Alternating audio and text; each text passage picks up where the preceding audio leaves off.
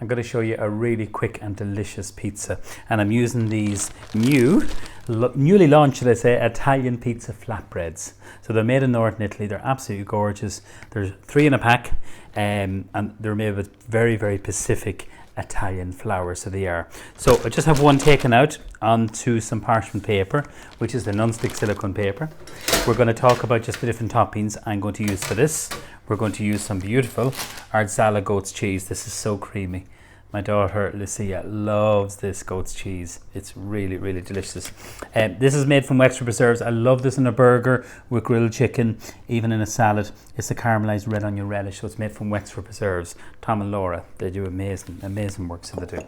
So cheese is there. Let's talk about the tomato sauces. You can use either of these products. First of all, let's talk about the ambient tomato sauce. This is the cleanest tomato sauce, and if you look at the back of the ingredients in it, or the ingredient spec, should we say, there's just lovely Italian tomatoes, Italian pulp, extra virgin olive oil, there's salt, there's no added sugar, and there's some basil and a little bit of onion. I met this lady who produces this sauce probably nearly 4 years ago now in Italy, and it was her mother's recipe.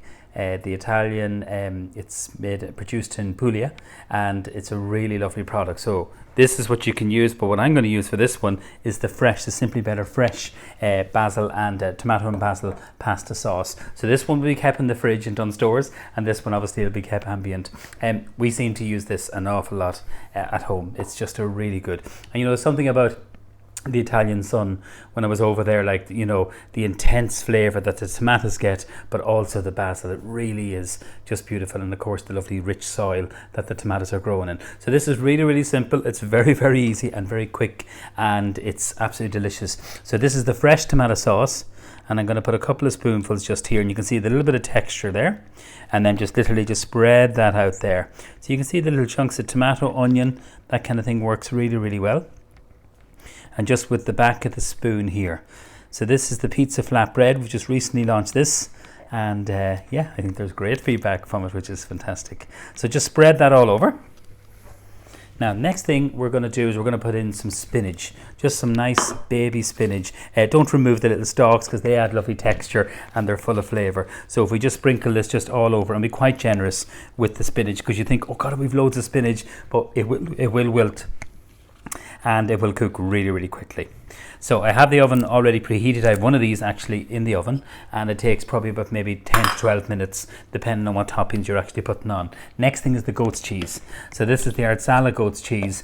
They also bought out one recently with some cranberry in it, which is really, really nice, but this one here is definitely a favourite in our house. It's soft, it's creamy, it's not strong, it's so full of flavour, and it's just delicious. It's a really lovely goat's cheese.